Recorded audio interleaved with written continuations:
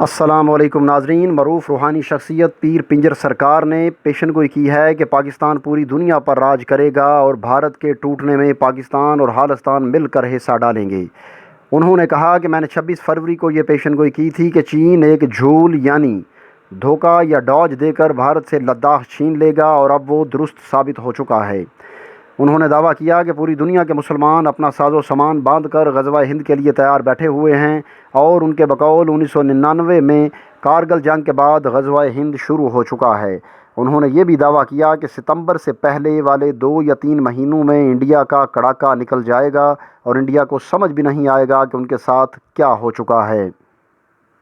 ناظرین، پیر صاحب کی تازہ ترین پیشن گوئی کے حوالے سے آپ کو مزید آگاہ کریں گے، لیکن آگے بڑھنے سے پہلے ہمارے چینل کو سبسکرائب کریں اور بیل یعنی گھنٹی کے نشان کو دبائیں تاکہ تمام ویڈیوز کے نوٹیفیکیشنز آپ کو سب سے پہلے ملیں،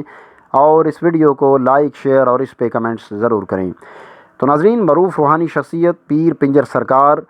جو کہ اپنی پیشن گوئیوں کی وجہ سے مشہور ہیں اور آستانہ عالیہ چورا شریف کے گدی نشین ہیں، انہوں نے ایک پیشن گوئی کی ہے کہ پاکستان پوری دنیا پر راج کرے گا، بھارت کے ٹوٹنے میں پاکستان اور خالصتان مل کر حصہ ڈالیں گے۔ انہوں نے کہا کہ میں نے 26 فروری کو یہ پیشن گوئی کی تھی کہ چائنا ایک جھول یعنی دھوکہ دے کر بھارت سے لداخ چھین لے گا، اور اب وہ درست ثابت ہو چکا ہے۔ انہوں نے دعویٰ کیا کہ پوری دنیا میں بہت سے مسلمان اپنا ساز و سامان باندھ کر غزوہ ہند کے لیے تیار بیٹھے ہیں، اور ان کے بقول 1999 میں کارگل جنگ کے بعد سے وہ غزوہ شروع ہو چکا ہے۔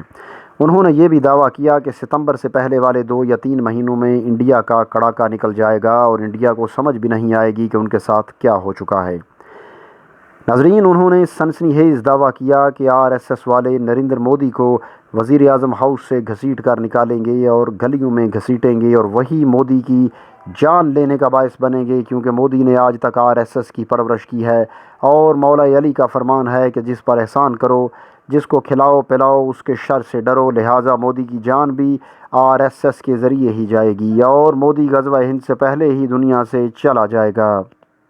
انہوں نے نریندر مودی کو مشورہ دیا کہ انتہا پسندی چھوڑ کر تاریخ کا مطالعہ کرے، کیونکہ اندرا گاندھی اور نہرو نے بھی تاریخ کا مطالعہ کیا تھا، اور انہوں نے کان پکڑ لیے تھے کہ تیسری اور چوتھی جنگ پاکستان کے ساتھ نہیں کرنی۔ تو یہ نریندر مودی کس طرح جنگ کی تیاری کر سکتا ہے؟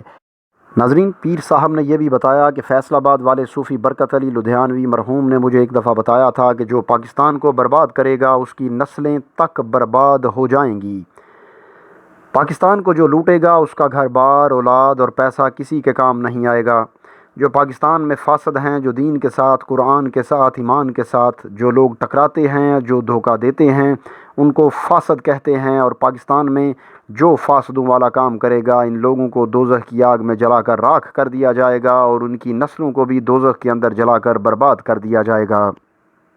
اس کے علاوہ جو بھی ملک پاکستان سے ٹکرائے گا وہ راکھ کا ڈھیر بن جائے گا، اور جو پاکستان سے بے وفائی کرے گا وہ بھی برباد ہو جائے گا، اس کے ہاتھ کچھ بھی نہیں آئے گا۔